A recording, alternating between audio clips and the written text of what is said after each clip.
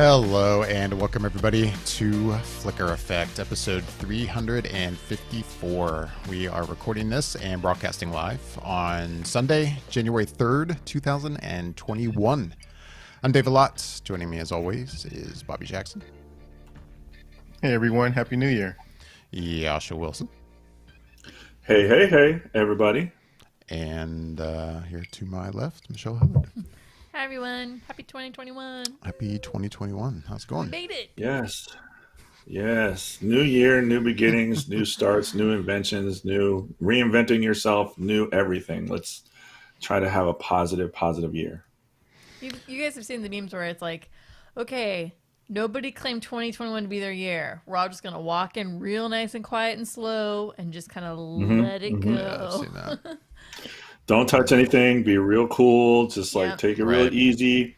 I stand by that, but I mean, it's just, I'm not saying, this is my year or anything like that. I'm literally just like, hey, let's bring in the positivity and really just have a new year. It's a new beginning. We're at literally at day, 3 of it? 4 of it? What is it? 4? 3. Yeah, 3. Day 3 of it. So you guys aren't on holiday break. I'm already fucking it up. I'm already fucking it up. I'm already fucked up. Yeah, it's 2021. I guess that reminds me, I should start off by pointing out to anyone who's wondering when we are going to do our annual top 10 show, which for the most part for us always falls kind of in the middle of January. And it's really not going to be any different this year. It's looking like it's going to land on, please correct me if I'm wrong, the 17th of January. I think that's a Sunday. Yep. Yes. Yeah, so that is the plan right now. I, as you guys know, binge watch a crap ton of movies before we do our show every year to make up for a lot of movies that I've missed. This will be the ultimate binge this year for me. I feel like I haven't every year. I don't know. This is going to be more than ever because what have I seen? I feel like I've seen so little. I've seen some stuff, especially early in the year. We even saw some stuff in theaters before the pandemic hit. But but still, there's a lot that I haven't watched, or at least I don't know. I got a lot to watch. So I don't know about you guys. I know Bobby's ready with a list of 25 films. Yeah, he's ready to go. He's ready. Which blows my mind. I don't even know how that's possible, but.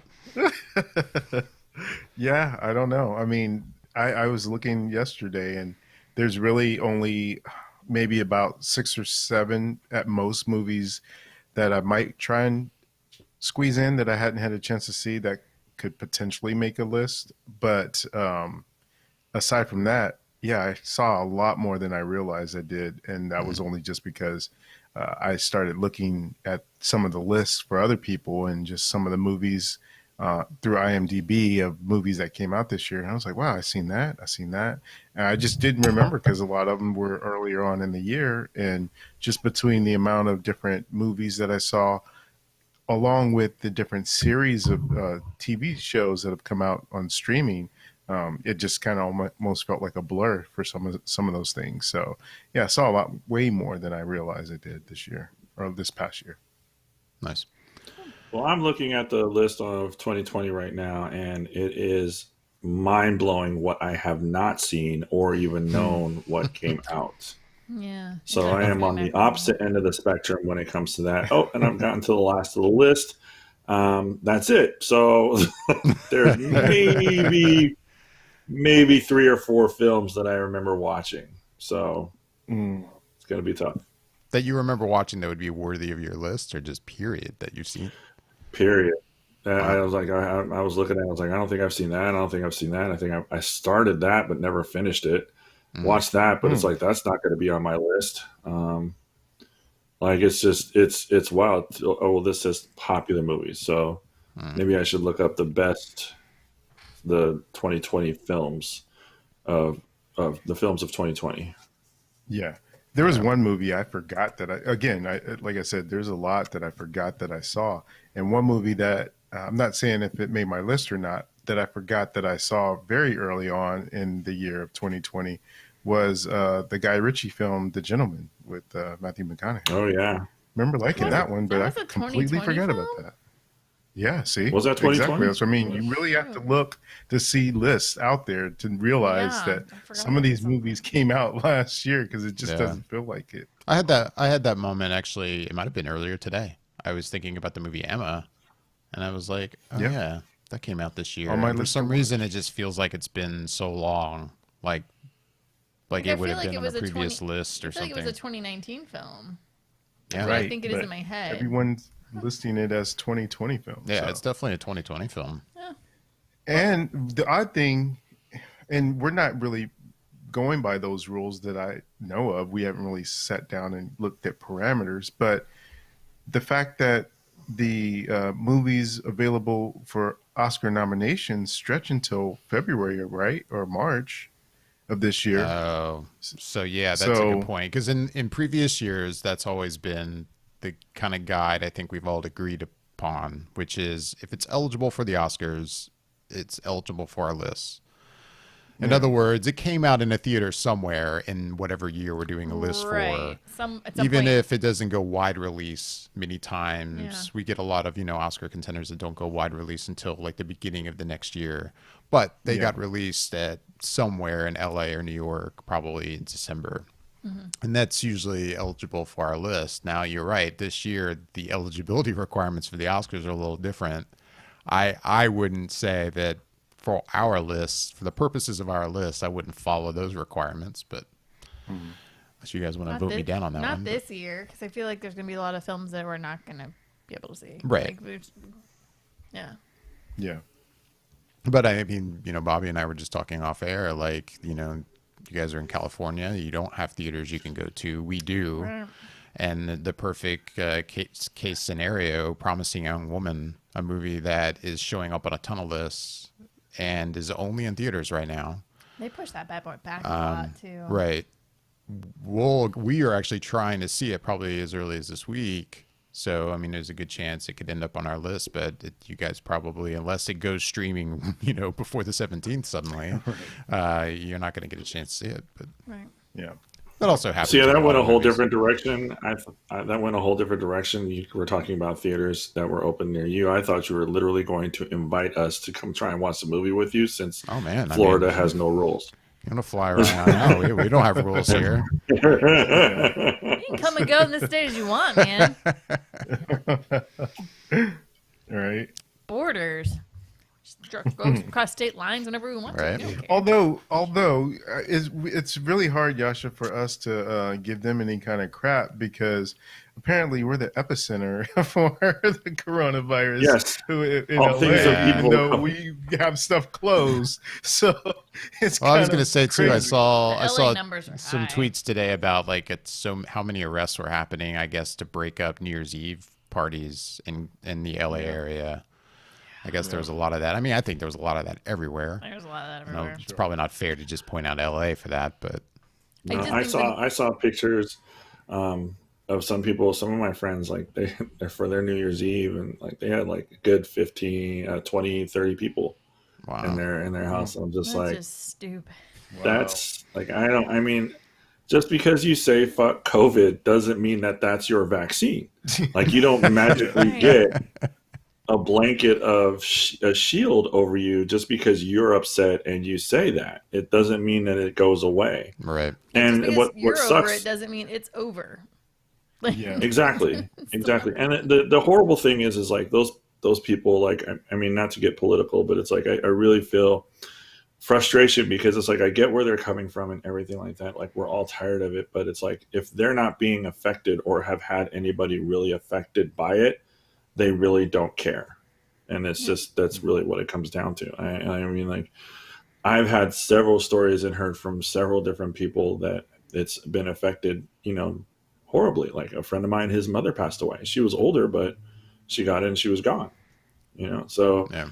I mean, that's just the thing, is like, if you don't have anybody that's telling you those sad stories, then there really is no reason to take it seriously. I get it. Right.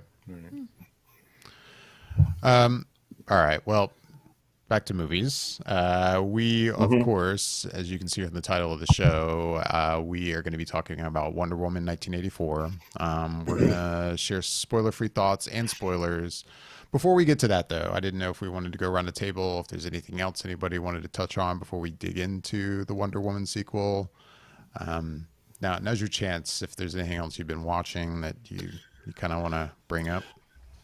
I'll talk on something. I have started and I'm just finished, I think, season 3 of The Mentalist, and am full speed ahead with this show. I love it. Like, it's fantastic. It went off the air a while ago, but it has 7 seasons, so it ran a really long time. But I absolutely love it. I absolutely love it, and it's fantastic. So that's really all I want to add to it. It's just like I've started a new show to binge watch. It's on Amazon Prime, and I'm getting all into it, so it's kind of cool. Nice. I guess I got a couple that I can jump in real quick and say. One is the new series, or the second chapter book, or whatever you want to call it, for Transformers War for Cybertron was released a few days ago, I believe, on last Wednesday. And it's really, man, it goes by so quick. The episodes are like 24, 25 minutes long, 6 episodes. I think I got done under 3 hours watching the entire second season of it, and it was really good. I think it did a better job than the first season. The first season lays a lot of foundation, and then the second season builds on that. And it oddly made me feel almost kind of sympathetic to Megatron for once, and I've never felt that before for Megatron. So I don't know. I think the show does a really good job of giving Megatron some layers, more than any of the other iterations I've ever seen before using that character. So that was really good. And then I binge watched Cobra Kai season 3, which was fantastic. So I'm looking forward to season 4 whenever that comes out. I am actually also watching Cobra Kai. I've started that, and I'm about 4 episodes in. So not disappointed at all. Thoroughly enjoying every minute of the show.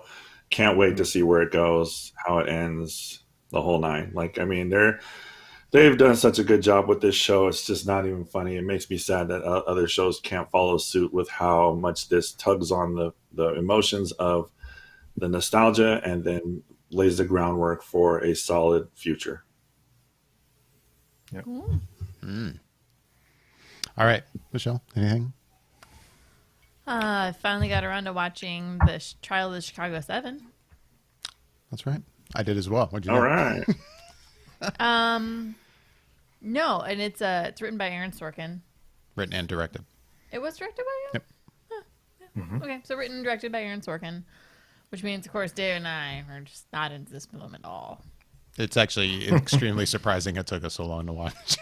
It is. It's insanely surprising. The fact that I didn't go, hey, it dropped today, I'm staying home from work and watching this, kind of still blows my mind. But anyway. No, I really liked it a lot. It was fabulous, I think. Yeah. I can't really talk too much about it, I guess, but it's. I really enjoyed the acting in it, and the script is spectacular, and it just felt like I was almost watching a play in a lot of times, and I really enjoy that. I don't know.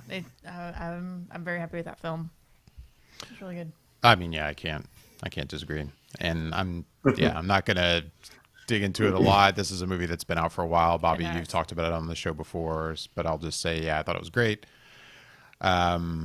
This was, I think Molly's Game was the first film he had ever directed. Please correct me if I'm wrong. I think so. And I really enjoyed Molly's Game. I thought that was great as well. Yeah. But this seems much more his speed. Yeah, I don't know. This is the kind of film that is just so Aaron Sorkin. The writing and his directing is solid in this. I think it's even better than it was in Molly's Game. Well, and I think what I like in I liked Molly's Game a lot, but I almost feel like because it's his first one out the gate, he almost tried to get a little too flashy with it in ways. Okay. Whereas this just seemed much more in his wheelhouse. It seemed much more comfortable. Right. And I don't know, it just played out really, really well. Yeah. And it's a topic that I'm not that familiar with, like the situation itself. And so it was just interesting to watch and learn and see the whole thing unfold. So yeah. Sorry, I didn't mean to cut you off. No, like I said, I don't have a lot to add on it. It's a movie that's been out for a bit, but I thought it was great. So, on Netflix, I recommend it. I apologize to Aaron Sorkin for taking so long to see his movie. I'm terrible. We had to take our badges off for a while. Right. It was really not good. Our membership was on a hiatus. Right. We reapplied. We're working on it. I thought for sure Michelle was going to say that she and you also, David, had been watching Bridgerton. It just seems like it might be something you guys would be. It's an interesting topic. Michelle, what do you think about that show?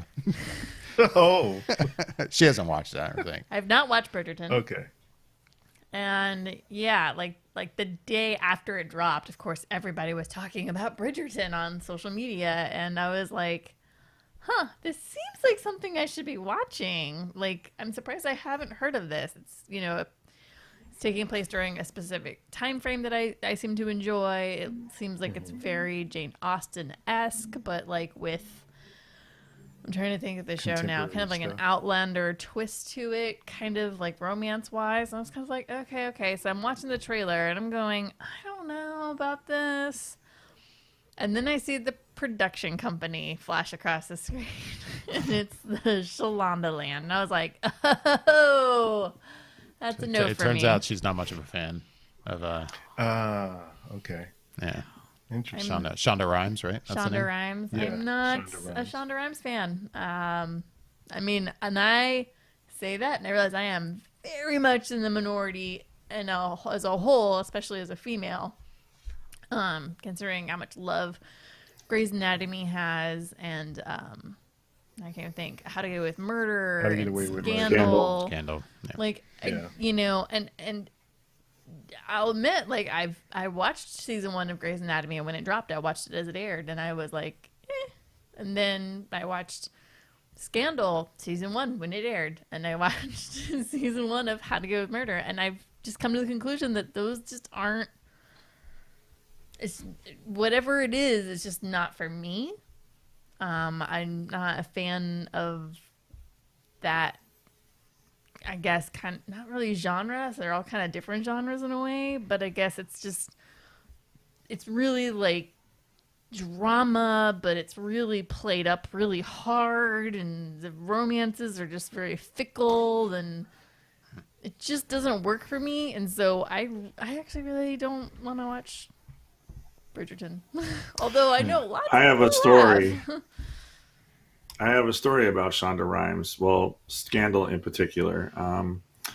I didn't watch any of Grey's Anatomy. I watched How to Get Away with Murder, and I watched a lot of Scandal because the girl that I was dating at the time told me how amazing this show was, and that I absolutely needed to start this show. So I started this show, and I went through the first couple of seasons like, yeah, this is pretty good. And then it just started spiraling out of control in the world of ridiculousness for me. And I just was like, this is dumb. And she's like, no, it's this. I was like, no, this is dumb. And in fact, I can actually prove to you that it's dumb and how contradicting it is. And so I decided to start writing a short essay for her, Everything Wrong with Scandal in 500 words or less. Wow. Or 50 words or less, or whatever it was. I think it was maybe 500 words or less. Basically, a full page review on Scandal. It aired on Thursday night, so Friday morning I would send it to her. Let's just say I really pissed her off with the holes and the plot holes that I pointed out in the show. What's that? What'd you say, Bobby? No, I imagine that wouldn't have went over well. When you tell somebody that the show that they love is trash, they love is terrible. I think that probably doesn't go over well.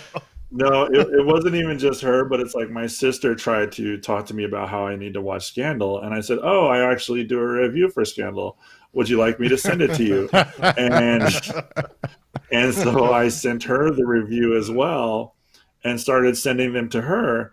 And she was just like, she was like, I hate you so much because now that you have pointed out all of these problems, I can't watch the show anymore. It's that dumb. And I'm like, yeah, I know. It's absolutely asinine. Like, it's just, it was good for a minute, and I love the idea and the premise of it, but it spiraled out of control.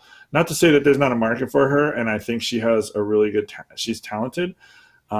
I'll take Shonda Rhimes over Genji Kohan any day of the week, like any day of the week, because she just doesn't know how to end her shows at all. Yeah, I think there's a lot of plot holes. Things are just so far-fetched and ridiculous a lot of the times. Like I said, I feel like the characters and the characters' relationships are very fickle and empty and hollow. Like I don't buy into any of them. And it's just, I don't know, the plots just never, it just kind of were like, really? It doesn't work for me. I'm not saying that they're bad. They've not done anything for me personally. So will I watch Bridgerton? Most likely no. Having said that, if I wind up with COVID and I'm stuck in a bed or the flu or something, yeah, I might get just loopy enough to throw that muffer on and be like, all right, this is what we're doing today. But other than that, I don't have a desire to really make the time for it. I'll put it that way. I feel like I'll wind up just going, yeah, it's more of the same in a different time setting. So, but it's cool. You don't have to like it. No, I know. No, not at all. I just don't want people to be like, it's just not for me.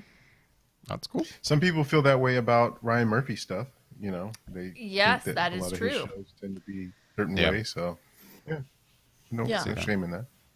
Yeah, I think to each his own. I mean, I think we all are supportive of each other's likes and dislikes and things like that. So it's one of those things like, yeah, there's gonna be things that. Oh no, I can't. I mean, I'm not going to chastise you for that when there are other things to chastise you for, Michelle. But I'm just not going to focus on.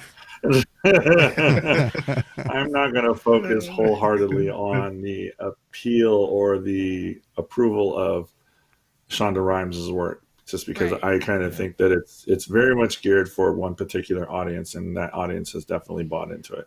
It has a specific demographic that it is aiming towards, and that's fine. Yes. Agreed. Anyway. Anyways. With that. So no, not Bridgerton for me. With that, I guess it's time to dig back into Wonder Woman 1984. I say back into because Michelle and I did record an episode last weekend, and we talked about the movie. Yeah, just our general thoughts. We didn't talk about spoilers, but we'll reshare our spoiler-free thoughts after Bobby and Yasha share theirs, because we have not heard at all what these guys think of this movie. So I'm very curious. In fact, Michelle and I made predictions on what you guys thought of this movie. So I'm curious to see if. Well, can we hear the predictions before we give the reviews, or would you rather after? I want it after. Okay, after. I mean, if you've heard the episode, you've heard. I think Bobby will listen to the episode, so he's heard our predictions. But I did not. I knew you guys were recording, but I wanted to go in green. I wanted to go in completely fresh, not knowing what you guys thought of the show or the movie. So I thought we were going to all review today, but that's fine, totally fine. And off air, I did agree to go first, so I am happy to dive in and share my thoughts. All right. And considering how much you're laughing, David, I feel like you know where I'm going to go with a lot of this. So, I mean, all I can say is strap in, motherfuckers, because here we go. Okay. All right. Spoiler free again. No spoilers yet. Spoiler free right now. Okay. He's like, okay. Spoiler free. Just off the top of my head of what I've told my friends when they've asked me about the movie and what I thought and if they should watch it, my immediate response was I was wildly disappointed with the outcome of this film. I've watched it 2.5 times. So I watched it. The first time I watched it, I was in it. The second time, I feel like I tried to pay more attention to it to see if I missed anything or if there was some deeper scale of the movie that I did not latch onto. And the other time, this third time, I'm watching it kind of as background noise because I just want to make sure that I am really getting the full aspect of it. It's mostly on when I'm working. Wildly disappointed in the portrayal of this character, the outcome of this movie, the development of their villains, the plot and storyline was so unbelievably predictable that a friend of mine who's not even into movies like I am, and like we are, he said he predicted everything down to the very last scene. Like he just knew, he just was like, oh, it just didn't make sense to me. Like and we talked a lot about it, and his wife, who was a huge Wonder Woman of the first fan of the first movie, even she thought it was trash. I don't want to say that it's trash. I just say that I was completely and utterly disappointed with the outcome of this character and this movie. I look at the first one as a huge accomplishment in the progression of characters, comic book characters, women as a leading force in holding the front and center screen when it comes to being on a real draw and a real market for that. Women from other countries, minority women, and just the power that this woman really kind of portrayed. And it's like we went ahead and decided to make this movie, and I rate the first one, I think, when we're really thinking about it, as like an 8 or a 9 in regards to, on a scale of 1 to 10, is how enjoyable and how much I really got out of it and how much fun I thought it was. I look at this next one as like a 3 or a 4. Like it didn't even break the halfway mark for me. I felt it was generic. I felt it was lazy. I felt it was rushed. And I felt it was overall just unimaginative when it came to really portraying, I think, this character, her power, her strength, and everything to that nature. I was wildly disappointed in the outcome of this film. The first time I watched it, I really thought, I was like, wow, what the shit did I just watch? And then after the second time I watched it, I was just like, all right, I can kind of see what they were going for with this and kind of see what they were going for with that. But overall, I was not super pleased with how this movie was portrayed. Like, it just was not. All right, Bobby. Follow up. Follow up. What did you think of Wonder Woman 1984? Spoiler free. Well, you know when you go shopping and like you might see something in the store, like a shirt, for instance, and you try it on and it fits nice and it looks nice, and you're like, all right, I'm good to go. And so, you buy it, you go home, you're about to go out that night, you end up wearing that shirt, and everybody's kind of like, well, I don't know that looks as good as you think it does on you. And you're kind of like, well, I don't know. I thought it was all right. And so you pretty much, after that night and all your friends have talked trash about the shirt that you were wearing that you felt good about, you don't wear it out anymore, but you might still wear it around the house. And I think that's how I feel about Wonder Woman 84. It's got a lot of issues, but I still found that I enjoyed the movie overall. And I think once we get into a lot of the spoilers, I can go into more things. But it just has a lot of legitimate issues that I found myself seeing people saying, and myself that I was able to see, and that I could not mount a defense for, or even try to mount a defense for, because they're right in what they're saying. But I can't help but to say that I still, when the movie was over and credits rolled after the mid-credit scene, I was smiling, and I had found that I had enjoyed it, even despite the issues I saw and despite the issues that I read and saw from other reviewers and people online. I was like, yeah, that's true. That's a good point. You're right about that. But I mean, I still had found that I enjoyed it. So I don't know that happens very often, where I can see a movie that has so many flaws and still say at the end of the day I enjoyed it.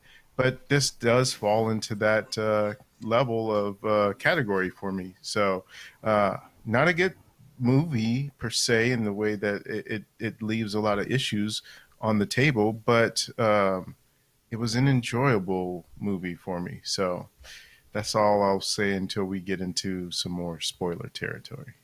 I would say our prediction's pretty right on. Our prediction was pretty right on. I think it was. Michelle, we talked about it, like I said, last week, but real quick, to recap, what your thoughts on the movie without spoilers? I think you and I basically echo what Bobby just said. I would pretty much basically agree with that. Yeah. I mean, I feel like the story you just told as you were telling it, I'm like, okay, I see where you're going with this. I mean, yeah, that it's pretty spot on because, I mean, we feel the same. We enjoyed the movie walking out of it. I hadn't personally heard much reaction to the movie before I saw it. yeah. So then when I started to see all of the attacks the movie was getting, it started to make me feel a little like, I mean, yeah, it's not a perfect movie, but I didn't think it was this bad. Like, Yeah. I don't know. Like, No, I mean, in the same boat. Like, I didn't really read anything before going in, and I actually didn't. I didn't read anything before going in, and I watched the film, and yeah, like I'm watching it going, not feeling that. I don't know about that. That's okay. And you can kind of pinpoint a few things as you're watching it in the first viewing, but as a whole, like I walked out of the theater going, oh, I feel pretty good. Like, is it what I hoped and dreamed? No, it does miss that mark for sure for a sequel. And I think Wonder Woman is owed a little bit more than what it got. But overall, I still enjoyed it. And then, yeah, like the hate online after I started reading things, I was like, man, I didn't think it was that bad. There's a lot of issues. But, and I hate to compare it, but when I compare it to other films in the Warner Brothers DC catalog, it's not close to the bottom where other ones are easily put for me. It's somewhere in the middle, but it's definitely not in the bottom levels of those films. Like, oh no, not even close. Like, I could list off 3 movies easily and go, those were total crap and way horrible compared to this one, alone in the DC Warner Brothers section. Mm-hmm. So, yeah, I don't know. It has a lot of issues, and obviously we're going to talk about a lot of those things. But no, overall, I left happy, you know. Hell, I actually teared up in the mid-end credit scene. Like, I literally was like, I think I even looked at David and was like, I'm not crying at all. I'm super not. It's fine. I'm not emotional about this. Like, so, yeah, no, it's got problems, but I'm definitely not hating on it. Not like other DC films. I mean, yeah, I think we talked about it last week. It's something you'd pointed out. Like, you know, I'm sure there are a lot of people that hated this movie that, I mean, considering the amount of love Aquaman got, that I would imagine a lot of those people also really dug Aquaman, and I just don't understand that. Like, I still to this day think Aquaman's pretty close to terrible. And, yeah. And I still can't understand why that got such acclaim. And then again, I'm not trying to, you know, back this movie up. I it's one of those movies that I enjoyed it. Do I think it's great? No. Do I think it has issues in certain respects? Yes. But overall, I walked out of the theater going, okay, I enjoyed it. Yeah, it was a little long, but yeah, I think if I literally just compared how I felt walking out of the theater from seeing Wonder Woman 84 and how I walked out of the theater from seeing Aquaman, then yeah, just based on the feeling I left that theater with, Wonder Woman 84 is enjoyable and good. Right. I was not angry and right. asking what did I just see in the silver screen as I did when I finished Aquaman. Right. So, all right. But anyways. Well, that's our spoiler-free thoughts. Let's just go ahead and get into it and talk spoilers. So from here on out, we're going to be talking about spoilers for Wonder Woman in 1984. If you haven't seen it, I don't know if it doesn't sound like. I mean, we're kind of recommending maybe check it out. I mean, hey, you can watch it at home if you have HBO Max. So yeah, you can totally watch it at home. Yeah. And something to be pointed out too for those who didn't hear our review last week, we saw it in a theater. Yes. We were in theater. Yes. Because we're in Florida. and we Florida can do doesn't whatever we care. want here. There's no law here. So with that, we're going to talk about spoilers for Wonder Woman 84. Bobby, I feel like I should turn things to you. You kind of seem to kind of set up that, hey, you even want to touch on certain issues that people have pointed out that you can't defend. Like what are some of the first things that come to mind that you're like, yep, I get that that's an issue that can't be defended. But, the main issue for me. Sorry. What? Oh, I would real quick. If he's, I'm so excited. There's like the greatest like thing I saw online, and it puts into thought why what I think most people's main issue is with the very end of the film happens, and it was very like, yeah, no, that about sums that up for me. So I'm waiting. I'm gonna wait. I wait. Okay. Sorry, random. Bobby, go ahead. Yeah, no. So for me, I think the main issue that I saw in the theater, and then I saw a lot of people echo that same sentiment, was the idea that in the way that the wish stone or whatever it's called, I forget, is that she subconsciously wishes for Steve to come back, but then he comes back in someone else's body. And I just don't understand that writing choice as opposed to just having him kind of come back out of thin air when so many other things just appeared and disappeared out of thin air. They didn't inhabit something else. It's just, I didn't understand that, either the rules of the way the wish worked or why they would choose that. And I just was thinking in terms of a superficial thing, like why complicate it in that way that he would be in someone else's body? It just seemed like an odd choice, and it could have been just cleaner if he just came back, completely as his old self and then went away as his old self. And then it wasn't until later, and I started reading online, and then people were making the point of this guy and his life being taken over by, Steve Trevor. And not only are there issues in which, okay, once things go back to normal, this guy is someone who broke into the White House, and it's like all these things are on this guy's life now that he wasn't aware of.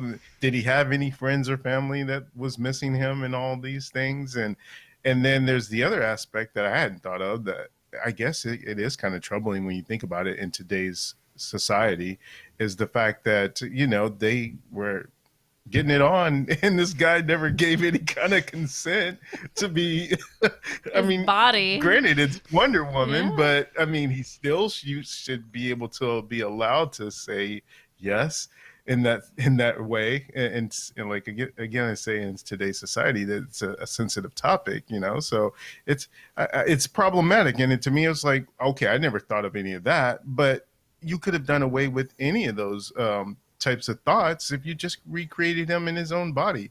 And it just doesn't make sense why they didn't do that, and that no one saw any of these other issues. Like, that's really the thing that I find interesting about this whole movie, is that so many people saw all these different things, and some I didn't see and some I did see.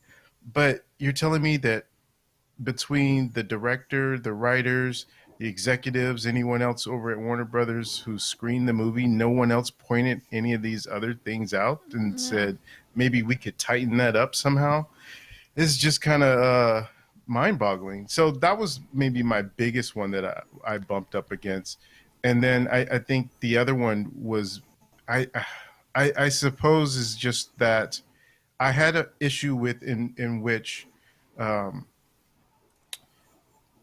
Barbara Minerva, played by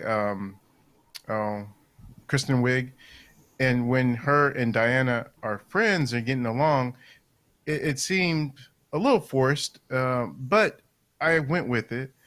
But then it seemed like the minute Steve Trevor came into the picture, Diana treated Barbara like trash. She was like, we're not hanging out anymore. I'll call you when I need you for something. It was just she got upset with her about the stone, but without telling her why. I mean, she just went off on her a little bit. And it was like, dude, she doesn't know what the importance of why Maxwell Lord shouldn't have the stone. I mean, but you were just laughing it up with her the other day, and now you're kind of treating her bad and not talking to her. And then if you need something, you're giving her a call to help her out. She was like a really bad friend, and really, and it's just kind of weird in a way. And it was just like, those are the two that I got on my own.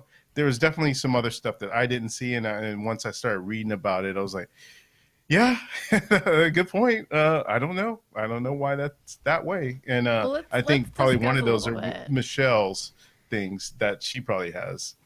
Well, let's discuss the Steve Trevor thing, because I think there's an overlying issue with the whole Steve Trevor thing, and that David and I kind of have talked about this. But I agree with you. Like, I think that it's almost like a cop-out that they did when they brought him back. They decided, we're bringing Steve back. And it just seems like such a compromise in her wish. Like, everybody else's wish just kind of happened, like, exactly as they wished it. And hers was a compromise. He was basically embodying another person. His spirit was embodying another person's physical form. And no, I'm with you. Like, that's really weird. But that's the underlying issue to the bigger issue, which is, did we need Steve to come back for this film? And I don't think we did. I'm not saying I'm against the idea of bringing Steve back as a whole in the Wonder Woman series. Just don't know if it was necessary in this film. Now, I'm going to admit, like, there's moments that I really like between him and Diana. And I think it was really nice to see the two of them in their relationship and how well they bounce off of each other emotionally and their connection that they have. So it's like there were some great highlights that did occur during the film with her and him. But overall, like, I don't think he was really that pivotal to the movie. The whole point is, for her to basically say, I'm strong enough to renounce my wish, and my wish is the only thing I've ever wished for myself ever in the history of my life. So in that, it's big for her character development, but it's also still just not. And so I just don't know if he was even necessary in this Wonder Woman. So to your point, Michelle, sorry, but before you say something, David, it looked like you might. No, I could tell you wanted to jump in, so go ahead. Yeah, no, to Michelle's point, I really don't understand. If you're going to use Steve Trevor in this movie, then why set it in 84 and not in current 2020? Because that would solve a couple problems and give you more of a resonance to his return. Because let's say this takes place post Justice League, then it adds more weight to the scene between her and Bruce when he's calling her out about Steve Trevor. And for him to now come back at a later date, it would make more sense because she's just brought that back up again to the surface from Justice League and opening an old wound. So there's that. But then also, you completely avoid the need for her to try and keep herself secret by knocking out cameras and stuff because everybody knows she's there. Right. And then if people say, well, where's Superman and Batman and everyone else? Well, that happens in comic books all the time. Everybody's always dealing with worldwide disasters on their own comics. So you can say they were dealing with stuff in their own movies or their own, lives that they couldn't make it for this particular thing. But yeah, it's just a weird thing that if you wanted to bring him back, why set it in 84 and still have to tiptoe around things to not affect the stuff that already has happened in the current movies that we know about? It just seemed like an odd choice again to set it in 84 for whatever reason. I really still don't know why. Well, and that's one of David's biggest points is why set it in 84 and I go back and forth on it. Like, I will say, like, did we need it to be set in 84? No. I do understand certain realities of what they did and why they did it, and to those points I think it does make sense. But then the overlying argument that, I don't know, you're better explaining it, but I would say, like, I agree that what you're saying is it didn't need to be in the 80s. I mean, it's not like I was in the writer's room, but I would imagine, like, the idea behind doing a Wonder Woman film set in the 80s, considering the Wonder Woman TV show, and I think the kind of cultural, like, I don't know, statement of Wonder Woman in that era just kind of would be something fun to revisit, I feel like was the idea here. Like, hey, like, a lot of people associate Wonder Woman with the 80s.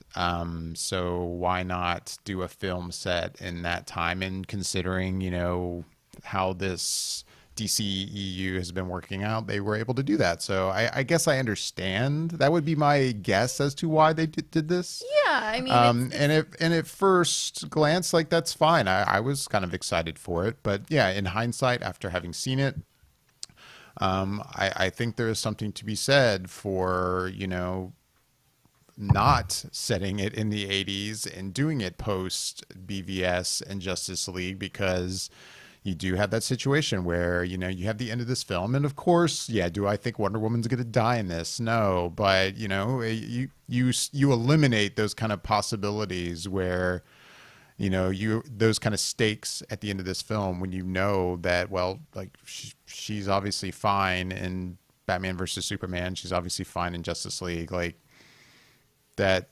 if this movie had been set post that, maybe the stakes could have been a little different.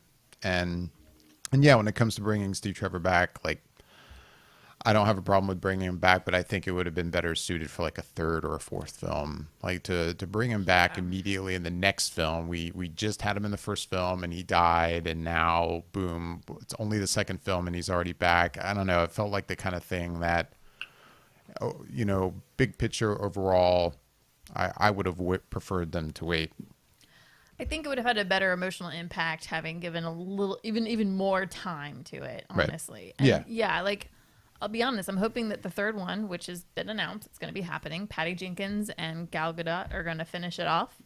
I can only hope that it's going to be set in the present day, post. They did say it will be. Yeah, and so I felt like Wonder Woman 3, we'll say Wonder Woman 3, is where I think it would have been better for Steve to come back in.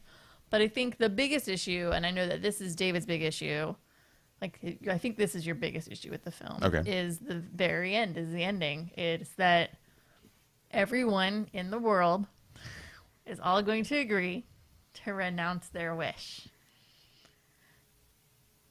No? Right. Okay. No, I mean, I bumped immediately as soon as she, how do they word it? Like, I rescind or something my wish. Is that what they say? Like, I rescind my renounce. wish. Yeah, I renounce my wish. And she's it. running away from Steve, and like, she just says, I renounce my wish. And I remember in watching the movie, as soon as she did that, thinking, wait, that's all you have to do is just go, I renounce my wish, and it's gone. Like, I don't know. It felt a little too easy. It felt too easy, but I also think it's not realistic that everybody would do well, that. and then yeah, when it comes to the very end of the film, and she's trying to convince the whole world basically to renounce their wish, and I mean, you'd like to think that not everybody does. Like, maybe the majority of people did, and there's probably still some holdouts that didn't. But it's. I mean, Barbara is the prime example of that. She didn't renounce her wish. She wanted nothing to do with that. That's a perfect example of that. Mm-hmm. So, but then the movie makes it unclear, because I think that's she the thing. And gives even in. Yeah, because even Patty Jenkins said she left it ambiguous for maybe possibly showing up in a third movie, because like you say, Yasha, she doesn't do it on screen, but then the last time we see her, she's back in a human form. She's not in cheetah form. So it's but I don't think that's because I don't think that's because she renounced her wish. I think it's almost like the trickle down effect, because Lord renounced his wish. Does that renounce everybody's wishes that he granted? No, it doesn't. I saw some articles about that it said it doesn't undo everyone else's wish. So it's just the script. But then again, that's exactly the problem, is because it's like, you can't leave stuff like that ambiguous, because like, that's something that I felt really cheated of, like, and not to sound like corny or anything, but it's like cheated because we really didn't get a chance to see a whole lot of her. We didn't get a chance to see, like, I thought that was one thing that I really liked, was the development of her character and the development of her getting further and further and deeper in mind, and being basically with power, and then to the point where it's like, okay, well, this is what I want to do, and I'm not letting this go. And she literally said, like, no, I'm not renouncing shit. Even when it came down to her about to die, she's like, I'm not renouncing my wish. So leaving that ambiguous and leaving that, like, ultimate, I guess you could say, question of whether or not she renounced her wish, I felt like that was a really, really a really big mistake. I mean, I guess it's just like, I don't want to say poor judgment, just because it's like I don't want to say I didn't like the movie, but I just wasn't super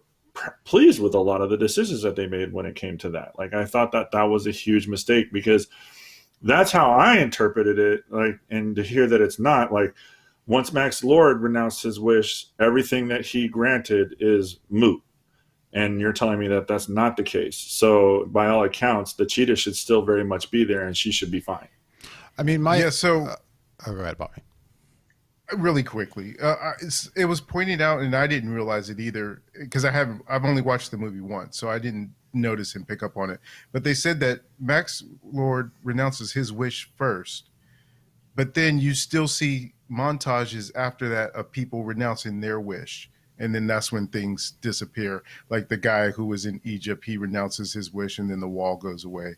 Another guy renounces his wish, and then I think it was the president, and then the nukes went away. So it wasn't because Max undid his wish. They still had to individually do theirs. So that's why it's like, man, it's such a messy way to do it. And I really think that they didn't have to go that route. In the moment, I mean, that's the way I read into it. I mean, he was essentially that stone for a period of time, and people wished on him. And just because he renounced his wish and is no longer, I guess, that stone, they still were wishing on that stone. Like, so just because he's no longer the stone anymore, essentially, if I'm making sense, they didn't. It's not like their wishes are then now like negated. That's the way. You didn't put the genie back in the bottle. Right. I mean, and basically, I mean, I guess I would assume since he renounces his wish, that stone probably reformed in a physical form somewhere. We don't know. That's the thing. And when it came to the cheetah character, I guess my take on it in the moment watching the movie was that the whole, like, and I'm saying this as someone who knows nothing about that character outside of this movie. I'm fully admitting this. But the whole, like, her actually looking like a cheetah was not so much like an additional, I guess, you know, because there was that moment in the helicopter or plane or something where she kind of has like an additional wish, but still I didn't see like the whole, like, her looking like an actual cat, like being like, this is the new like wish, and now that she doesn't look like it anymore, that wish is gone. I think it was almost like a power kind of thing that it's almost could be turned on and off. That was at least my take on it. I'm not saying that's what happened, but okay. So I'm going to take a few steps back. So when they met with the gentleman who was from the ancient civilization with the Mayans, he very specifically was saying that if you look through the record books, it's basically down to this: one of two things has to happen. Every single person who ever had a wish on the stone has to renounce their wish, or the stone has to be destroyed. I.e., Max Lord would have to die, poof, everything's fixed. Or B, every person in the world would have to renounce. Everybody that ever wished on the stone would have to renounce their wish. So to me, that means that everyone does renounce their wish. Even Barbara, to a point. I think she even gives in the end and sees the bigger picture that the world is crumbling. Like, what's the point of even being this awesome if everything's just going to stop existing anyways? So she does it too. I'm not saying she did it willingly. I think she does it very begrudgingly, which is why she's very broken in the end. You can kind of see. The downside of this whole option is, one, you're either going to have to have Wonder Woman break one of her cardinal rules, which is killing another human being, which she's not for. Like, if she can avoid it, basically. And then the other option is getting the whole world to agree on renouncing a wish. We can't even get Americans to wear masks during a pandemic. So it's very unrealistic to me that everyone would just look at the greater good and that they would do it. Right. Like, it doesn't seem that realistic, unfortunately. So is it that they were so afraid to make Wonder Woman have to kill up a person, and they were that afraid to lose that fan base and to push her into a slightly darker corner of her character? I don't know. They went the other route. But couldn't they have alleviated the whole issue if they made the movie smaller? It didn't have to be so worldwide stakes. It could have just been about Maxwell Lord and his wishes for power individually. and him being maybe super powered up and she have to battle him, as opposed to everyone's in the world is wishing on him, and they overcomplicated it. They went too big. Way. They went way too big with totally. it. I think that was that's the big issue with it. It's like, I get it. You know, they're saying that this is the stone that has brought down every major civilization in the history of the world. So, okay, so we obviously don't want that to happen. You have two options. And I think they just went way too big with the option, unfortunately. And it could have been a much narrower scope, like you're saying, Bobby. I agree. Then when it comes to Cheetah, yeah, like, I'll be honest, that moment in the plane when she's, or the helicopter, anyways, with Max Lord, it's like, not like she's wishing for more, but she's wishing to take her, she's asking to have her wish developed more almost. And he's going, well, you've defended me and you were one of the first people to wish. You know what? You're going to have my back. I'll give you a little boost in your wish, is kind of what he's doing in a way. Mm-hmm. And it takes her to the next level, which is taking the humanity out of her, basically. The humanization of it all, which then she turns into an animal. I was okay with that, honestly. I know I'm one of the few. Anyways, Yasha, I'm curious because you're quiet. I know you probably have a list of things that you found wrong with it. I'm ready to hear it. He's like, I hate this movie more now. No. Like, I mean, actually, I'm not, like, Michelle and everybody, I'm not totally against how she turned into Cheetah. Also, like, I was kind of on board with that. That made sense, you know, because, I mean, he even said it when he was escaping the White House or whatever. He was like, everybody, you know, protect me and stop her, but leave her alone, type of thing. Like, I mean, I don't remember what he said, but, you know, he was very much like, yeah, she has my back, I'm going to have her back. So that's not even where my issues lie. My issues lie a lot more where it's like, one of the things that I first noticed is like, hey, remember all those cool fight scenes that we had with Wonder Woman? Like, when we first got a glance at her at Batman versus Superman, and then she was a badass in Justice League, and then she was amazing in her own movie, and all those amazing fight scenes where she was just totally over the top and like sliding on the ground and taking out all these people and being fast and cool. Yeah, let's just take all of that shit out and not do that in this movie. Like, let's just completely remove that and have some horrible CGI run thing where her body is going super fast, but her hair is just completely perfect, picturesque, and she looks stunning. Let's do shit like that. And by the way, we're going to have her rope basically be an extension of herself, almost like Spider-Man. So she's going to use that throughout the entirety of the film as well. Some of those are like just the topographical things that I just watched. And I was just like, I was so disappointed with her first introduction back to the world. Like, that mall scene, like, we didn't even really get a chance to see anything. Like, I was like, wait, what? And I was so bummed. And then I know in the New 52 and everything like that, she can fly. And I'm not even mad at the fact that she can fly. I am disappointed in how she learned how to fly. Like, it just seems so very weak in scope and just passive, and like nothing matched with what she was doing and how she was doing it. Like, you know, like I get that she's supposed to look beautiful all the time, fine, but like, she's flying through the air and her hair's laying on her shoulders. I'm like, what the fuck is this? Like, this is just so I was just bummed. Like, it just didn't really resonate with the character that we had gotten a chance to see and watch in action for 3 films now. And it just all was taken away from us. Like, it's just like, I just don't feel like it really got a chance to enjoy some of those moments again. Like, part of my joy of watching some of these movies is seeing what the special effects are going to do and get a chance to really see what the characters' powers and abilities and everything like that. Like, I'm like super into and seeing what they're going to do and how close they're going to stay to the comic or how far they're going to veer from it. And I just was wildly disappointed. I wasn't even disappointed. I don't know what they've said about the Invisible Jet. I actually really liked how they brought in the Invisible Jet, and that was a cool surprise. And I knew right away that it was happening. And I thought that was a really fun little throwback.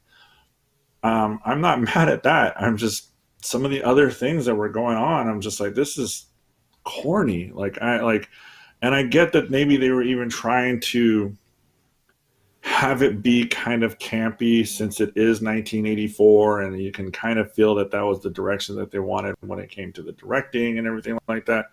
But overall, I was just like, I was bummed with their introduction, bummed when we really got a chance to see her use her powers.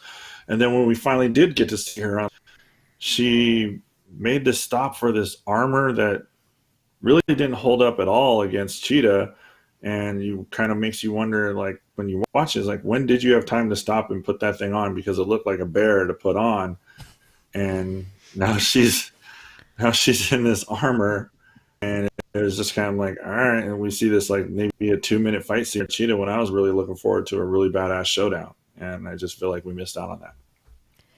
Yeah, it's funny you bring up the flying scene, because I'll be honest, I'm not the biggest fan of the flying scene. And not that I'm hating on Wonder Woman flying. I think it was the way they did it. To me, it seemed a little too... I think that was probably one of the cheesier parts for me.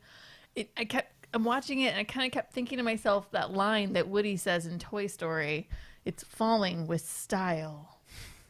And that's kind of what I felt like was happening. She was falling with style. Like... Yeah, no, like, for real, like, I mean, I'm not mad at the fact that she's flying either, because, like I said, she flies in the comics and the New 52. Yeah. She flies in some of the animated movies that we have. Like, I'm all in. But I was really stoked to see this. I was really stoked to see her, like, catching the lightning and, like, swinging from the lightning. Like, I thought that was going to be badass. Like, I was like, oh, this is going to be cool. And what did we get? We got the exact same fucking clip that we got during the trailer, and that was it.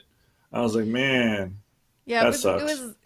It was not executed well, and I think it was kind of lackluster. I agree with you, though. I like the way they did the jet and how, you know, she summoned the powers that her forefathers did to actually just encapsulate and make the entire island of Themyscira invisible. And I thought that was really cool that they pulled it all together. I thought that was executed well.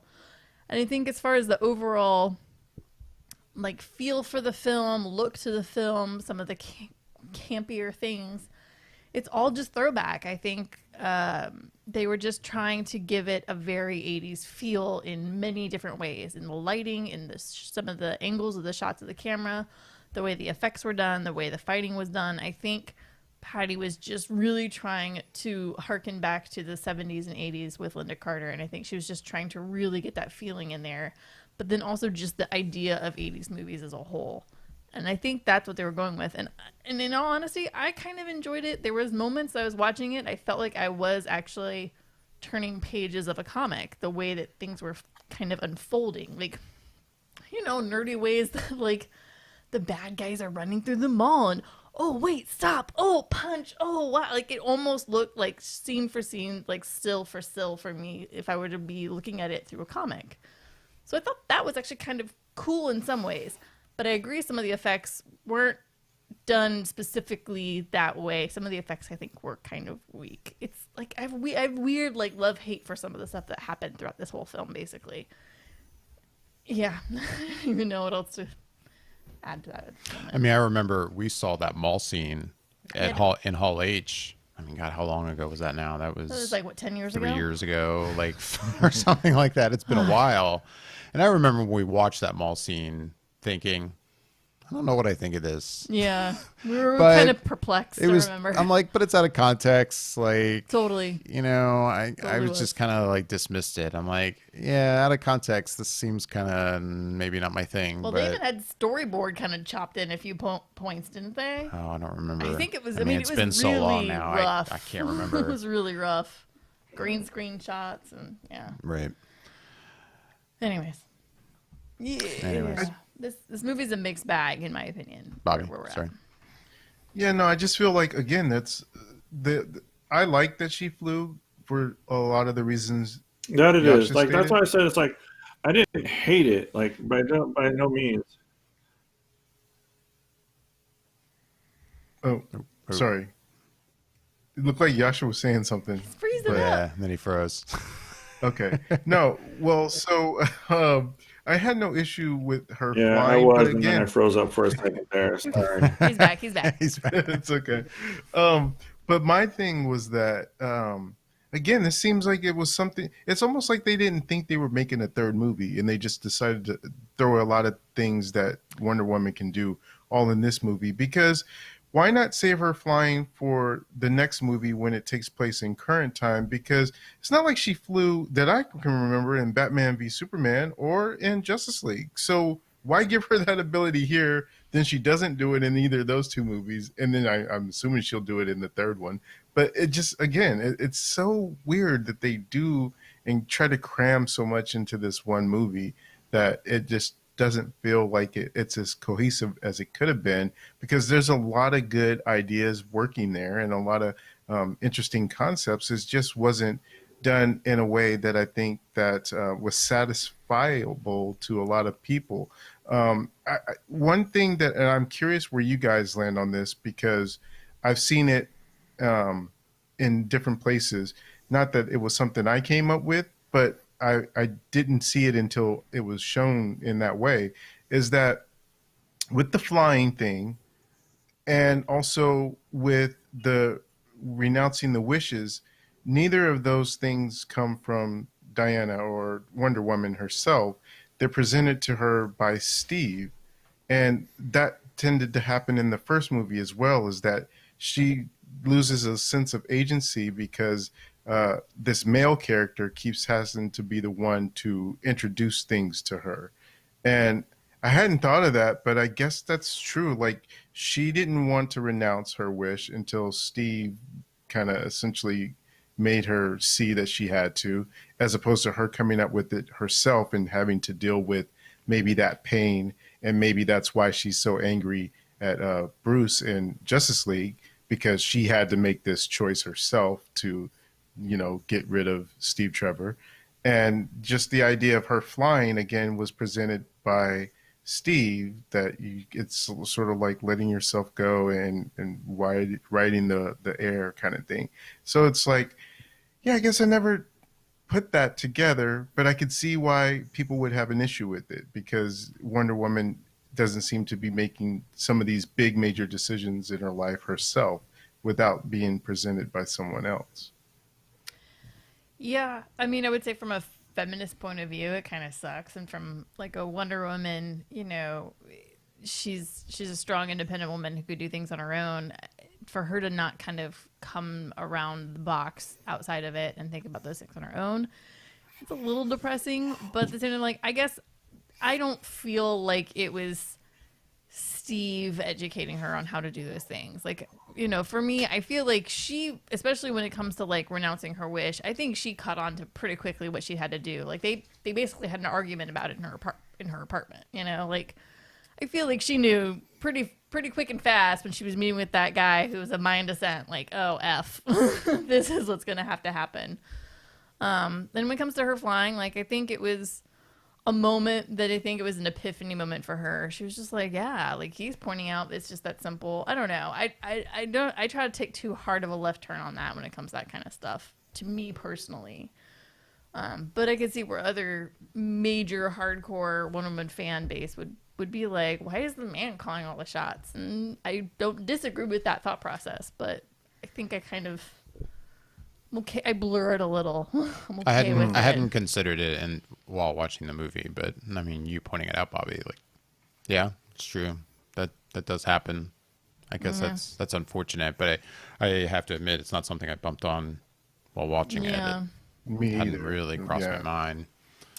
But I think overall, like, I enjoyed it. I really loved Kristen Wiig's performance. I thought she was fantastic. I'm very happy with it, and I really liked the development of Cheetah's character. I thought it was done really, really well. Who knew? I think for that aspects of things, that was really good. I think Maxwell Lord was a little bit weak, but we can't always get everything. When there's two villains in a story, things get a little mucked up sometimes. That was one of your big things. You didn't like two villains. I mean, I wasn't like automatically. You weren't like hating on it. No, I don't want to be clear. I'm not on it. automatic like, oh man, I don't want more than one villain in the movie. Like, but it was just something that I was kind of trying to, we talked about last week. I was trying to remember, like, hey, in this case, I think the two villain thing maybe didn't quite work. I don't think it was terrible here. I definitely don't think this is the worst example of like, you know, you have too many villains in a movie, but it just made me think, hey, how many times has it worked? But I don't know. I'm not fully hating on it here. I mean, there's another DC film with two villains that does not work at all. So, you know, BVS. Oh. That's horrible. Anyways, that's a whole nother rabbit hole to dig into. BVS. No, it sounded like you were going to go somewhere. Oh, no. Oh, right. I was just thinking two villains in a movie.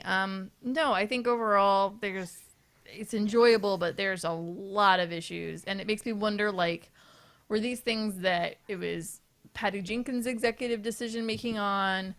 Was it execs from Warner Brothers still just not having a freaking clue what to do with the character, let alone all the characters and all the ideas behind all of DC as a whole? Is that it? I mean, I know that's what Yash is going to tell me he agrees on, but oh, there it is. You know, like it's a mixed bag, and it just sucks because it's like we're saying, you know, there's so many things that can be done for the third film now, but it's almost like they crammed everything into this one because they, for some reason, still weren't sure they were going to be doing a third one. Are you kidding me with this? Of course there's going to be a third Wonder Woman. Like, why cram everything into this? And you know you're going to do a third Wonder Woman. It's, again, it's them not having the faith in the character, I guess. I don't know. I don't understand. Faith in the character, their product, their storyline, their director. Like, pick your poison. Yeah, like, I really think it could be all of them. They're so excited and so amped, I think, on trying to find the sure thing. I was like, well, how do we make this a sure thing? Well, let's just throw everything in it. And that's part of the problem that I'm starting to realize. Instead of taking a step back and like, it can't always be rushed. It just can't. Like, I mean, if you look at the success of Marvel over their tenure, they took literally 10 years of development to get this stories right and to really make these movies. And they're like, yeah, okay, we're going to start this. And right away, it's like, I mean, the very first one, Iron Man, when he says, I'm here to talk about the Avengers Initiative. If that movie bombed, there is no MCU. There is no legacy of 10 years. And it's a Robert Downey Jr. movie that just he happened to do after he got out of jail. Like, it's literally nothing. But the fact that they did it right, slowly building up, is like, okay, we have this, we're gaining traction. Now we have the capital to reinforce this, and this is making this better. Let's go ahead and move this. This is going to be a huge thing. We can make this into a huge event. And they did, but they didn't rush it. It took 10 years, like a decade worth of films. Like, this is like, Warner Brothers tries to rush everything, and they put like almost the background for every character in a flash drive in fucking Batman's computer. Like, are you shitting me? Yeah. And with the hopes that that's going to launch something. They're just they really lack the confidence in what they have, and it clearly shows. Do. Well, my biggest takeaway from all of this.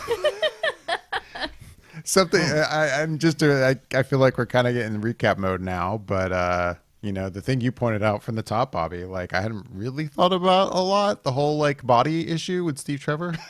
I kind of did in that morning after scene. A little bit, but I did in the morning after scene. But yeah, like, I mean, I'm not saying it's that kind of thought has now killed the movie for me or anything, but yeah, I mean, I remember in the theater thinking as that was beginning to play out, like, and we see the scene with her meeting the guy at the gala, and I'm like, wait, what is happening here? And how is he going to turn into Steve Trevor? And I realized, oh wait, he's not. It's just that's what we're He's like reincarnated. We're seeing what she's imagining he is, but he doesn't really look like that, you know. But that did kind of bug me at first. But it's also like playing into the her needing to rescind her wish. It makes it even more problematic for me, where I already somewhat had a problem with the fact that she was having such a hard time rescinding her wish when it was clearly obvious this needed to happen. Like, and yet Wonder Woman is still like, don't get me wrong, I get that, she loves this man, but even that, I will say, like, as much as I feel like their relationship is developed well in the first film, I would argue it's not developed to a point that she is that tied up into, man, this man needs to be back in my life. I don't care that the world is literally falling apart around me. like that was a problem for me, especially combined with the fact that this guy took a man's life. Like this, he's in someone else's body. I like, will never could it love be again. any more clear that, dude, how are you even considering this? Yeah. Like, I'll play devil's advocate a little bit. Okay. And I'm not saying I disagree with you. I'm just saying, let me play devil's advocate here. Okay, so Steve Trevor is the very first love of her life. Like, it's the first man she's ever met, first love of her life, first person she's ever, laid in bed with. And then he's taken away. Now, mind you, by his own choice, he sacrifices himself. But then she goes on and she lives an entire lifetime, a person's lifetime without this love. And 70 years or so. I mean, that's a lifetime. And so, it's one of those things, like, she's never really loved again. She's obviously still hung up on him. And maybe she got to a point where she did move past it. But I don't think you can ever get past that point sometimes. And in movies and in comics, when you love forever. Captain America. Like, it's just kind of one of those things. It's a storyline that true love never dies. And then to actually have the person, I'll admit, reincarnated basically in some other complete stranger's body, but to realize that that's the same soul, the same spirit, and that's that person, and to have that back in your life, and it's been gone for so long, so very, very long, even for just a brief amount of time. Like, obviously she latches right onto it. And she's like, and she says it very clearly in her apartment when they're arguing. She's like, it's the only thing I have ever wanted in my entire life is to just share my life with you, basically. Like, that's it. That's the only wish she's ever wanted. That's all of it. Nothing else. Like, that Michelle, would be hard to give up, even though the world is crumbling around you. Yes, I fully agree. No, it's not the body of the guy you fell in love with, but if you look at it that's a pretty big one. Yeah, I mean, because Michelle, to me, and I know you're playing devil's advocate. And here, go ahead. But I am curious as to, not that you have this answer, but I would love to see who would speak on this. But from a feminist point of view, again, wouldn't that mean that she's basically wrapped all up in this one guy and really choosing not to stand strong in her own ability to, choose the right thing, and yet she's throwing all of her hopes and wishes into this guy and not, it seems problematic even from that standpoint, regardless of the whole love life thing. I'll agree with that. But if you had wanted this one thing, it's the only thing you've ever wanted your entire life, and you get it, and then you realize you can't keep it. It's not like you just be like, oh, all right, I can't keep it. Send it back. You'd probably be begrudging of doing it too. You'd be like, damn it. Why does the universe hate me? Why can't I have the one thing I wanted? Son of a monkeys, there's got to be a way around this. Okay, let's figure this out. Let's start knocking some heads. How can I keep the one thing I've ever wanted in my life? Ever. And eventually she comes around and she goes, okay. And she goes, okay, you know what? This sucks eggs, but it is what it is. No, it does. And don't get me wrong, I understand the scene where she's like, oh, there's got to be another way to do this because she doesn't want to give up her wish. But I feel like it's pretty quickly determined it's not another way. And I think it would be to her credit as the character of Wonder Woman that she would have been a little more quick to go, sorry, Steve. It's been fun to have you back. But I think it kind of knocks her personality, her character as Wonder Woman down a little bit, that she still holds on to that as much as she does. Even considering everything you've pointed out, I get what you're saying. I know, I'm backing you up but yeah, I it's a problem for me. I agree. I feel like during, say, the apartment scene where they're having that argument, I kind of get where she's going from. But I will say, when it gets to the point that she's fighting Cheetah and she's obviously a diminished strength and everything about her is wilting away because the wish has to take something in order to give, I think at that point she should have had more of a, okay, look, Stevia, this is clearly not working out. And I think that should have been it. But I felt like even he had to keep shoving her into a wall and like knocking her head, going, you really have to get rid of me. And that, in a way, made it seem like it wasn't so much her choice, which on one side, yeah, she did. She chose in the end to sacrifice Steve. Thank God, because if it had been him saying, I'm sacrificing myself again, I would have been like, okay, we've completely killed all feminist rights here. But it did take her a long time to come around to finally just going, yeah, okay, you're right, Steve. Like, yes, this is officially the breaking point. I felt like they pushed the breaking point too far with her. It's just another example of back to what I started this with, Bobby, with the guy's body that he has taken. Another reason why they should not have done that. Like, because if that had not been the case, if indeed he just kind of came back in his own body, I'm not saying she still wouldn't have been like, no, I still have to rescind my wish. But then I would at least have somewhat have bought into a little more of her, like, holding up as much as she did. Because, yeah this is truly him. Like, she fights it hard, especially at the end. She fights it hard, even though, like, there's a guy here who had a life and probably would like his life back. And yet she is still like, no, I want you for me, and I just care about us, even though you basically have killed a guy for all intents and purposes. Like that. No, I agree. But doesn't this all go back to the very first scene of the movie when she is taught that even though the truth, as painful as it can still be a lovely illusion, but that the truth is always the thing that's going to win out in the end? Sure. That is where they do that. I mean, that's where they try and tie that in. Right. It's just clunky. It's very clunky. I fully agree with you. There's clunks and knocks and bangs into doorways the whole way through, for sure. But that's the point. Yeah. Boom. You can't cheat. You gotta cheat. play it straight. Yeah, basically. Right. But yeah. Even though the it's truth just sucks. clunky. Yeah. It is. None of us disagree on this. No. No. I feel like we were all arguing about it. I like to beat a dead horse. We're arguing levels, I think. But right. For the most part, we're still all on the same page. Yeah. No, I was hoping to watch it. Kind of hoping to watch it again before we did this spoiler review. And now I'm going to kind of move into binging top 10 shows or movies. We'll watch it again after the top 10 show. Yeah, I'll rewatch it at some point. I'll be curious to see where I land after the second viewing.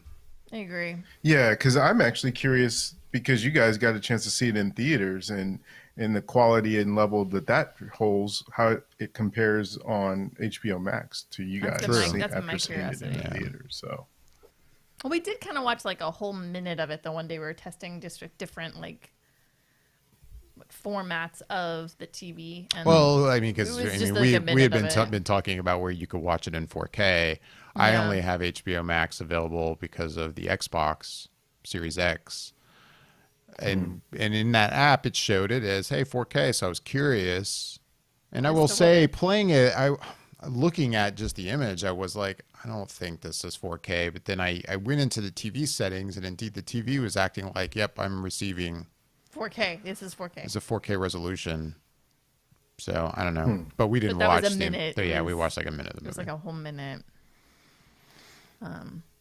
No, I would like to rewatch it again from start to finish, in home, surround with the stereo and the TV and the 4K and everything, and just kind of see how it is. But I mean, I feel like, we were in the Dolby Digital screening, so I mean, like, we had lots of room, and like that room is also just, it's created to perform at the max that a film can be pushed to at this day and time at this point, basically. And so we were definitely getting the best of the best while we were watching it in the theater, for sure. Definitely. Were there a lot of people there? I mean, I'm pretty sure the room was sold out for how they were selling it. Yeah, it was sold out for the 50%. capacity, yeah. Okay. This is the day after Christmas. It was. It was the day after Christmas. It was a nice little matinee time. Worked out well. Got a cool bucket. You guys had mentioned, or someone mentioned something about WB and DC and their plans and stuff. And earlier last week, or maybe late last week, it was announced that Walter Hamada had been in an interview, and he mentioned the fact that DC's future going forward will be that they will be releasing 6 movies a year, and 4 of those movies will be theatrical and 2 will be streaming. And they already even said the 2 that will probably be streaming on HBO Max will be Batgirl and Static Shock. So I don't know. Do you guys feel good about the fact that maybe they have this plan and are trying to roll forward with stuff, or are you still kind of a little bit skeptical, and not only if this will happen, but the quality of it if it does happen? I'll say first. I mean, I guess it goes back into like my reaction to that Disney Investor Day stuff, where it was just so much stuff. It's going to probably sound similar to my reaction to that, which is I'll believe it when I see it. Like, I feel like we've seen a lot of that kind of stuff, especially from WB, where they make announcements or just say things. And is there really a plan to do that? Like, you mean WB just saying whatever they want? Is there really been a lot of discussion about putting out 6 films a year and having 2 of them being on streaming? Like, I question that. Yeah. Interesting. That's my initial reaction to that. I guess I buy it only in the sense that they want to be able to build HBO Max into something. And the surefire way to do that is look over at what the competition is doing, which would be MCU, Marvel, and say, hey, they're building their Disney Plus and integrating it with their movies. And this seems like a thing that could work, and we could do this as well. And so them wanting to have movies that they own outright as opposed to that they're making in conjunction with other people that they don't want to miss the theatrical window. They own it. They can put it wherever they want to put it. And so I think I could see the viability of having some of these big major movies introduced on HBO Max first, but I don't know if they'll hit 6 a year. That's where I kind of don't know and maybe question, and maybe they'll do 3 to 4, but 6 seems pretty ambitious.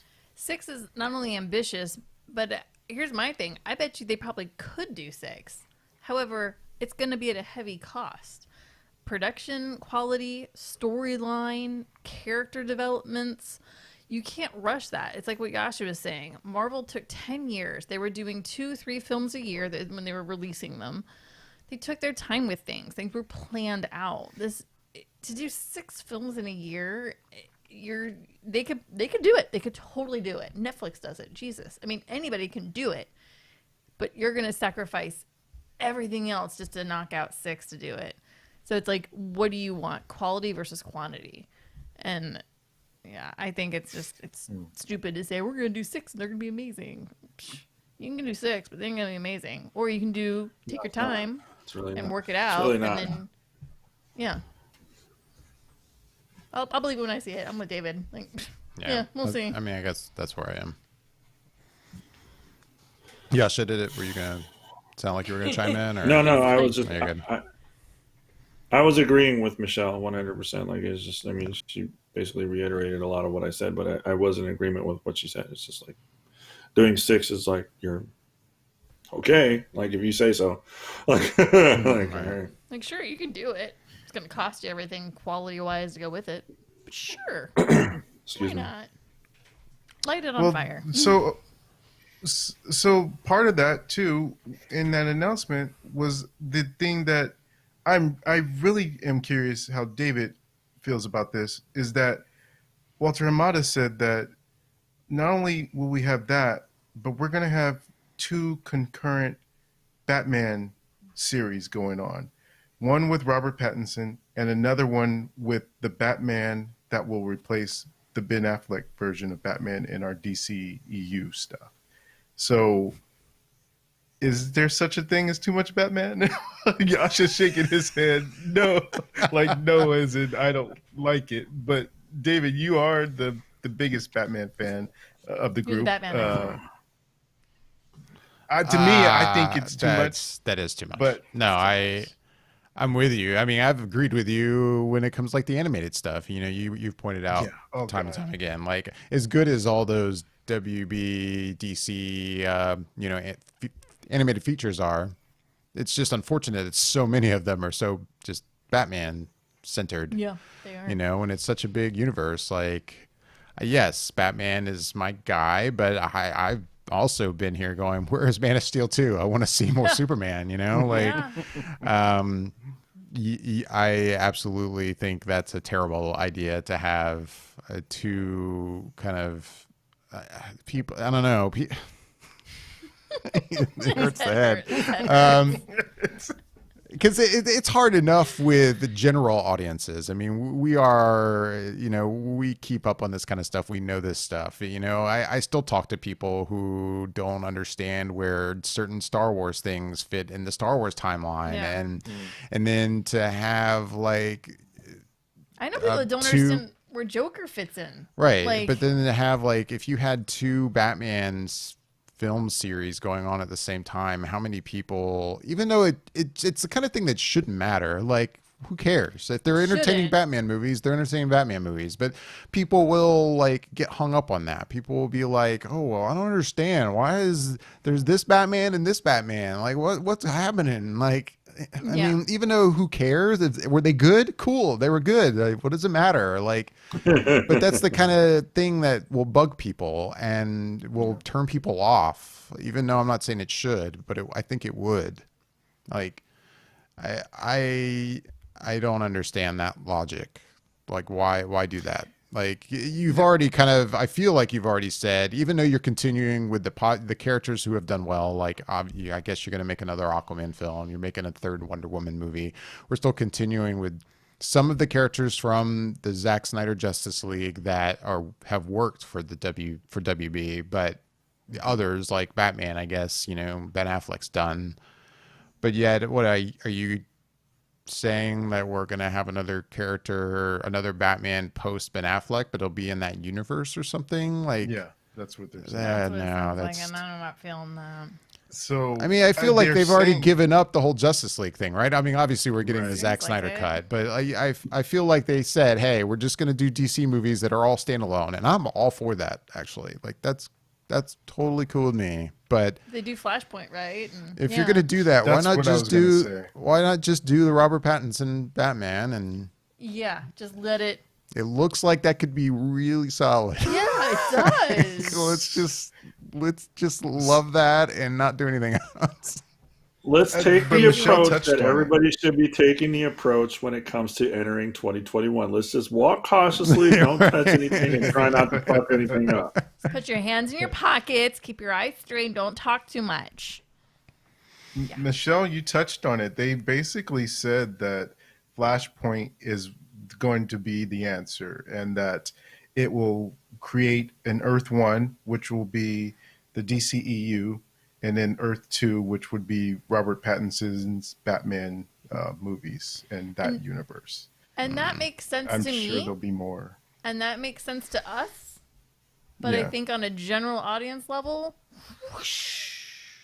maybe. Depends on how they do it, because they understand Spider-Man Into the Spider-Verse. So they understand the idea of multiverses. So it just depends on how they execute it in Flashpoint, which is if they'll be able to buy into it. So it makes me wonder if we'll see a bit of Robert Pattinson's Batman in the Flashpoint movie. Yeah. And then I think the unfortunate situation Warner Brothers is in now with Spider-Man 3 already in production and obviously going down this road. Now Warner Brothers is in that spot where it makes them look like they're just playing, to what Marvel is doing. Right. Even though it sounds like, which has been the same way that they've been doing for a long time. Yeah, it is. Even though that may not be the case here, just the timing of it, because Warner Brothers is taking so long to actually do it. Yeah. We've been talking about a Flash movie for how long now? Oh my God, yeah. No kidding. You know, so how many people are going to go, oh, they're just copying Marvel? Yeah. And this Wonder Woman 84 discussion is gonna. Oh, well, we finished that. Yeah. Warner Brothers. So, with that, Anywho. we've gone on for a bit. Does anybody else have any last things that they really want to chime in on with Wonder Woman before we All I'm gonna call say, that case closed? all I'm gonna say is I enjoyed Wonder Woman 84, and anyone who's interested in Wonder Woman who might just enjoy it, and or people that are Wonder Woman fans and want to see more, I say watch it and see for yourself and make your own decisions. But don't not watch it just because of some stuff on the internet right now. Just watch it, make your own opinion. Anyone else? Yeah. No, that sums it up. Yeah, I think that sums it up pretty well. And with that, we are going to get out of here. As always, we would love to hear back from everyone listening and watching. You can email us at feedback@flickereffect.com. You can reach out to us at flicker_effect at both Twitter and Instagram. If you're watching us on YouTube, please leave a comment or question down below. Make sure to like and subscribe. Hit that bell icon to be notified whenever we post any videos or go live in the future. With that, I'm David Lott. I'm Bobby Jackson. I'm Yasha Wilson. And I'm Michelle Hillard. Thanks for listening and watching.